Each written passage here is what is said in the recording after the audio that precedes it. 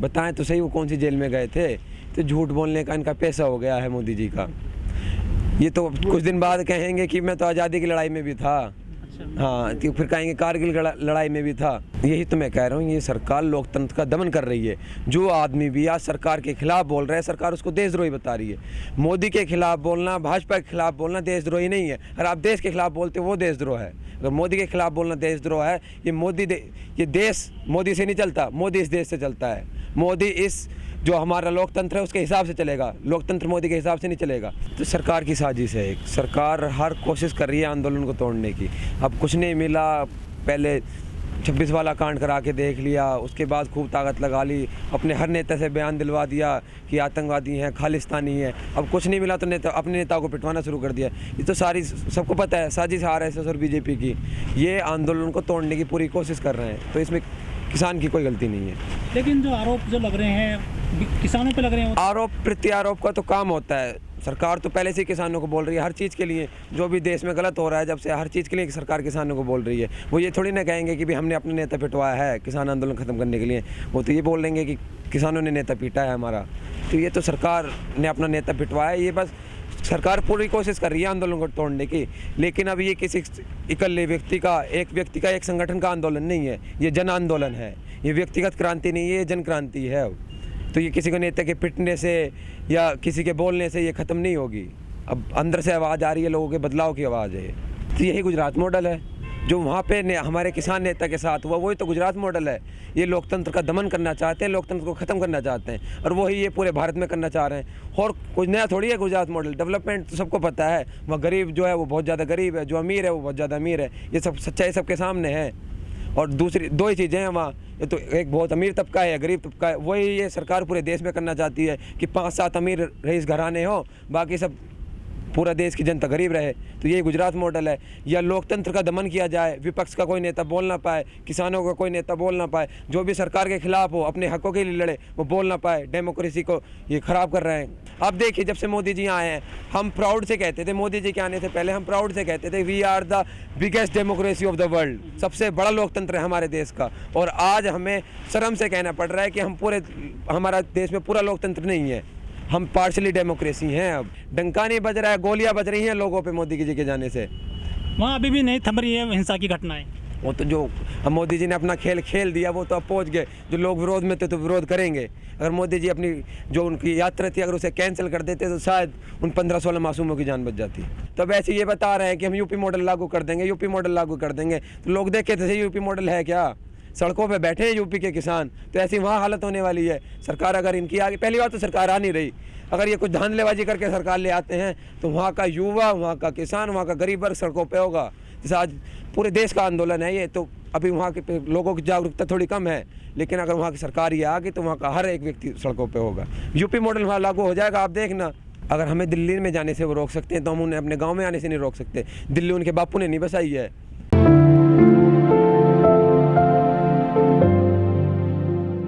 ये सरकार, मोदी सरकार इस लोकतंत्र का दमन कर रही है। जो भी आदमी सरकार के खिलाफ खड़ा होना चाह रहा है, सरकार चाह रही है कि वो खत्म हो जाए, विपक्ष को खत्म करना चाह रही है एक तरीके से। लेकिन मोदी जी के बहुत सारे फॉलोवर्स हैं, करोड़ों फॉलोवर्स हैं जो मोदी जी को फॉलो करते हैं। जैसे जैसे लोगों को सच्चाई का पता चलेगा, लोग अपने आप हट जाएंगे। कभी ज़माना हुआ करता था इंदिरा का, उसे भी लोग बहुत ज़्यादा फॉलो करते थे। सबसे बेहतरीन उस टाइम की प्रधानमंत्री बताई जाती थी। लेकिन जब सच्चाई पता चली लोगों को, उन्होंने इमरजेंसी लगवाई आम जनता के लिए। आज तक हमारे देश के 70 साल के इतिहास में सबसे काला समय वो था, और उसके बाद अभी आ रहा है दूसरा। लेकिन हम उसके लिए पहले से तैयार हैं, हम खड़े हैं। इस बार हम सरकार को इमरजेंसी नहीं लगाने देंगे, ऐसा कोई कदम नहीं उठाने देंगे जो हमारे इस देश के लोकतंत्र पे धब्बा हो। कौन सा समय है ये तो मैं बता रहा हूँ ना, इमरजेंसी 2.0 है। कि लोकतंत्र का दमन नहीं है तो क्या है? लोग पूछ क्यों नहीं रहे सरकार से कि भाई क्यों आपको जो भी मीडिया हाउस हैं, जो भी बड़े वर्ल्ड के जो रिपोर्ट देते हैं, वो आपको लोकतंत्र बताने को तैयार क्यों नहीं है? इसका मतलब तो यही ना कि आप लोकतंत्र का दमन कर रहे हो। इसलिए उन्होंने आपको फुल्ली डेमोक्रेसी में से निकाल के पार्शली डेमोक्रेसी में घेर दिया। कुछ मीडिया चैनल्स हैं, कुछ मीडिया संस्थान हैं, वो सर्वे करते हैं आजकल, तो वो कह रहे हैं कि यदि चुनाव हो जाए ना फिर से, तो मोदी जी फिर से प्रधानमंत्री बन जाएंगे देश के। बिके हुए हैं सब। मीडिया को लोकतंत्र का चौथा स्तंभ बताया जाता है, और लोकतंत्र का चौथा स्तंभ है भी। लेकिन वो बहुत ज़्यादा खतरे में है, बहुत ज़्यादा डगमगा रहा है। वो पैसे की तरफ ज़्यादा जा रहा है, वो बिक गया है पैसे को। सच्चाई को पैसे ने दबा दिया है।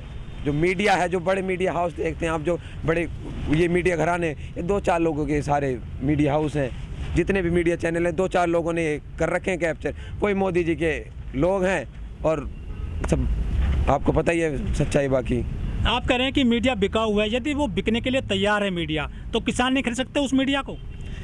किसान पे इतना पैसा कहाँ है, वो कॉरपोरेट पूरे लड़ रहे हैं। और वो बिकने की अपनी एक चीज़ होती है, हम सरकार नहीं बना सकते।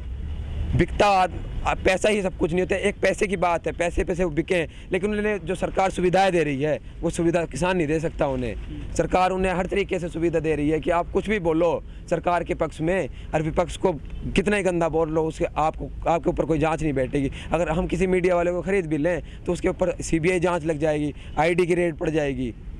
सरकार दमन कर रही है, मीडिया का दमन कर रही है, इस लोकतंत्र का दमन कर रही है। प्रधानमंत्री जी जो मोदी जी हैं वो बांग्लादेश चले गए स्वर्ण जयंती में वहाँ पर, लेकिन वहाँ पर बड़ा बवाल हो गया है। किस तरह से देखते हैं पूरी घटनाक्रम को?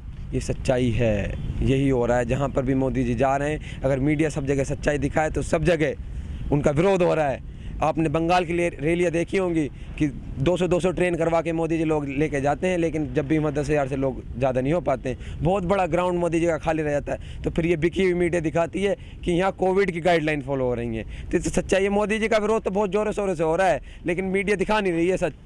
तो आम जनता तक वो सच पहुँच नहीं रहा है। जिस दिन आम जनता तक सच पहुँच गया ना, तो मोदी जी को तो खुद चुनाव लड़ने की जगह नहीं मिलेगी। वहाँ पर जो विरोध हुआ है बांग्लादेश में, वहाँ पर 12-14 लोगों की मृत्यु हो गई है पुलिस की गोलीबारी से। बहुत ज़बरदस्त वहाँ पर हुआ है विरोध मोदी जी का, लेकिन जो भाजपा के नुमाइंदे वो कहते हैं कि मोदी जी का डंका बज रहा है पूरी दुनिया में। तो देखना चाहिए, सबको पता है डंका कैसा बज रहा है। आपके कहीं जानने से 14 लोगों की मौत हो जाती है, तो उसके जिम्मेदार कौन है? ये मीडिया बताए, ये भाजपा वाले बताएं कि 14 लोग मर गए एक व्यक्ति के जाने से। अगर वो अपना दौरा रद्द कर देते, वहाँ ना जाते, तो उनकी 14 की जान बच सकती थी। तो देखे कौन जिम्मेदार है। अच्छा, वो जो वहाँ गए हैं बांग्लादेश, वहाँ से लौट कर भी आ गए हैं, पश्चिम बंगाल का जो चुनाव है उस पर क्या असर पड़ेगा मोदी जी की यात्रा का? कुछ असर नहीं पड़ेगा। मोदी जी को ऐसे लग रहा है कि पश्चिम बंगाल का चुनाव तुमने जीत लिया। सच्चाई ये है कि पश्चिम बंगाल का युवा जागरूक हो चुका है, वहाँ का किसान जागरूक हो चुका है। उन्होंने देख लिया कि उत्तर प्रदेश का क्या हाल किया इन्होंने देख लिया कि हरियाणा क्या हाल हुआ है। तो वहाँ अब कोई असर नहीं पड़ने वाला मोदी जी की। इसका तो और विपरीत असर पड़ेंगे, लोग इनसे और दूर जाएंगे मोदी जी से। लेकिन जो यूपी के जो मुख्यमंत्री हैं योगी जी, वो वहाँ पर अपना यूपी मॉडल बता रहे हैं कि यदि सरकार बनती है भाजपा की पश्चिम बंगाल में, तो हम यूपी जैसा कर देंगे इसको। बिल्कुल, ये यूपी जैसा कर देंगे उसको भी, अगर इनकी वहाँ सरकार बनती है। देखो तो यूपी का क्या कर दिया। मैं यूपी से हूँ, सड़कों पे बैठे हैं हम, तो ऐसे ही वहाँ कर देंगे, सड़कों पे ला देंगे सबको। तो लोगों को समझना चाहिए। पहले मोदी जी जो कहते थे मैं चौकीदार हूँ, तो लोगों ने तो बाद में पता चला कि चौकीदार ही चोर है। पश्चिम बंगाल में बीजेपी कार्यकर्ता की मां की मृत्यु हुई तो बीजेपी ने उसको मुद्दा बना लिया चुनाव में, लेकिन ममता बनर्जी ने भी जो है हाथरस का कांड है जो उसको वहां पर जो है लेकर आ गई हैं। क्या कुछ फायदा मिलेगा ममता बनर्जी को? देखो, ये राजनीतिक विषय है, इस पर मैं बहुत ज़्यादा टिप्पणी करना नहीं चाहूँगा, लेकिन सरकार, ये सच्चाई है यूपी सरकार की कि एक नाबालिग छात्रा को रात को जला दिया जाता है, क्योंकि सरकार चाहती है कि उसका सच सामने ना आए। उसके साथ बलात्कार हुआ और रात में उसकी सबको उसके जला दिया गया, उसकी बॉडी को जला दिया गया। तो ये सच्चाई है सरकार की, सरकार इससे झुठला नहीं सकती। अच्छा, मोदी जी पश्चिम वहाँ बांग्लादेश गए तो वहाँ बाकायदा कह दिया कि बांग्लादेश की आज़ादी में जो सत्याग्रह आंदोलन हुआ था मैं उसमें जेल गया था। क्या सच्ची बात है ये?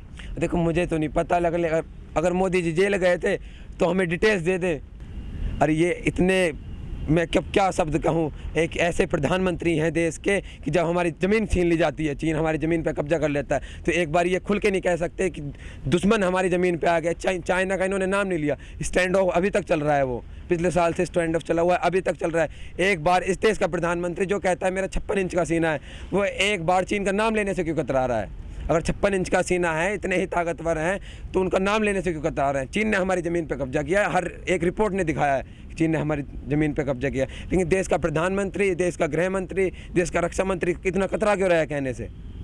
मोदी जी जब कोई भाषण देते हैं, चाहे बांग्लादेश का मामला हो या और मंच पे जो कुछ बात बोलते हैं, इनको जो भाषण लिख के दिया जाता है, ये उसमें गलती होती है या खुद इनको इस तरह से बनाया जाता है इनके लिए भाषण झूठ मूठ का? अब वो तो वही जाने, उनके साथ जो लोग काम कर रहे हैं, उनकी होगी 2-4 इंटेलिजेंट की कमेटी जिन्हें इतिहास का कुछ जानकारी नहीं है। और मोदी जी उसके मुखिया कार्यकर्ता हैं, उसके मुखिया हैं, कार्यकर्ता नहीं, उसके मुखिया हैं। तो इनका जैसा जिसको ज्ञान मिला होता है, तो इन्हें तो ये है कि झूठ बोलो, राज करो। लेकिन अब इस देश का नौजवान, इस देश का युवा, इस देश का हर एक व्यक्ति जागरूक हो रहा है। उन्हें पता है कि अब झूठ से काम नहीं चलेगा, काम चलेगा विकास से। ट्विटर पर ट्रेंड होती रहती हैं खबरें कि मोदी जी रोजगार दो, मोदी जी नौकरी दो। क्या युवा जाग चुका है? बिल्कुल, युवा जाग चुका है। वो तो 2024 में पता चल जाएगा।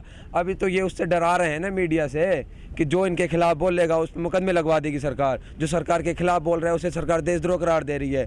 तो ये तो 2024 में हम दिखा देंगे, हर एक युवा दिखा देगा इस सरकार को कि कितना हम जागरूक हो चुके हैं। काफ़ी लंबा टाइम है 2024 तक, किसान कैसे रुक पाएगा 2024 तक? देखिए, ये शुरुआत है आंदोलन की, ये तो शुरुआत है किसान आंदोलन। आप धीरे धीरे देखोगे सब लोग इससे जुड़ भी रहे हैं लोग धीरे धीरे, तो पूरी जन क्रांति बनेगी, तख्ता पलट होगा। इसमें हो सकता है कि राम मनोहर लोहिया साहब कहा करते थे एक बात कि जिंदा कौमें परिवर्तन के लिए 5 साल का इंतजार नहीं करती।